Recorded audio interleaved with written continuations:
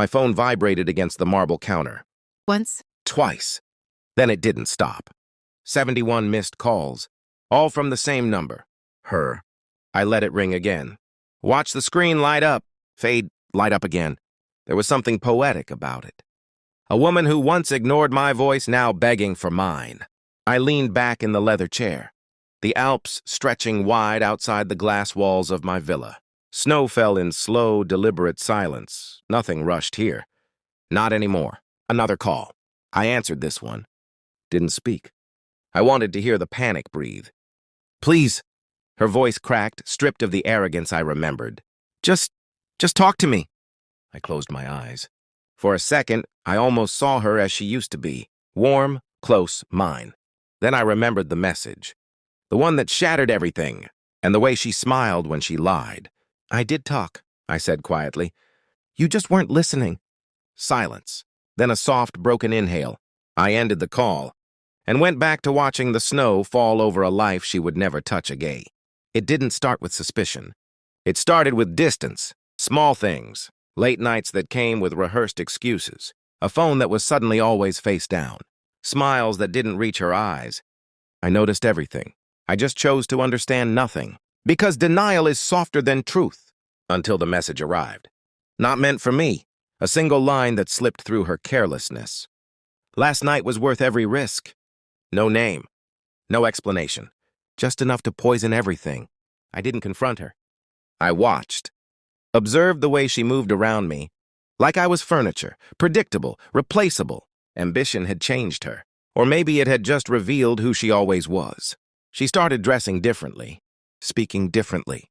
Even her laughter felt rehearsed, like she was performing for someone else. Not me, never me. I asked one question casually over dinner. Are you happy?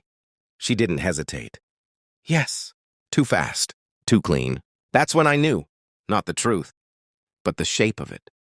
I became patient, careful, invisible.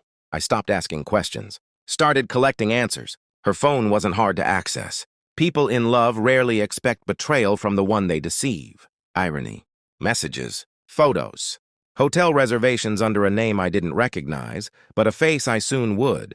A man with sharper suits, louder confidence, the kind of man ambition gravitates toward. I didn't hate him.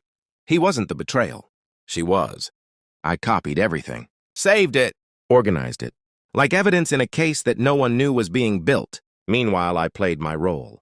The quiet husband, the stable one, the man she thought she had already outgrown. Inside, something colder was forming. Not anger, not heartbreak, clarity. I arranged a business trip, Switzerland. A perfect excuse, a perfect exit. Before leaving, I made one more move. I transferred assets, closed accounts, shifted ownership. Not revenge, preparation. Because when truth arrives, it should find you ready. The confirmation didn't hurt. That surprised me. A final piece, a recorded call. Her voice. Soft, intimate. Not the voice she used with me. I'll leave him soon, she whispered. Pause. A laugh. He doesn't even notice. I replayed it once, twice, then stopped. No need to torture myself with something I already understood. When I returned, I didn't confront her immediately. I waited, watched her greet me at the door like nothing had changed. She kissed my cheek, asked about the trip, smiled. Perfect performance. That night, I placed a folder on the table. No words, just paper. She opened it slowly. Confusion first, then recognition, then collapse. Her hands trembled. Her breathing broke. This isn't, she started. I sat down across from her, silent, steady, watching. You were going to leave, I said. Not a question, a statement. Her eyes filled. I didn't mean... You meant everything, I interrupted softly. And that was the moment she realized. I already knew everything. I didn't raise my voice, didn't insult her, didn't ask why. Because reasons don't matter when choices are clear. I've handled the paperwork, I said, sliding another document toward her. Divorce. Finalized, clean, efficient. Like removing a tumor. Her face twisted. You can't just... This is my life too. I almost smiled. No, I said calmly. It was. I watched realization hit her. The accounts. The house. The structure she thought she stood on. Gone. Not stolen. Reclaimed. You planned this, she whispered. No, I corrected. You did. Silence stretched between us. Heavy. Final. She reached for me then. Not out of love. Out of fear. I stood before she could touch me. That man you chose? I said, adjusting my sleeve. I hope he was worth it. She broke. Right there. Not dramatically. Quietly. The kind of breaking that doesn't heal. And I walked away. Not because I was strong, but because I was done. Switzerland wasn't escape. It was transformation. Silence replaced chaos. Distance replaced illusion. And clarity replaced everything else. I built something new here. Not just a life. A version of myself untouched by her betrayal. Sometimes the phone still rings. Sometimes I let it. Sometimes I don't. It doesn't matter anymore. She lost more than a husband.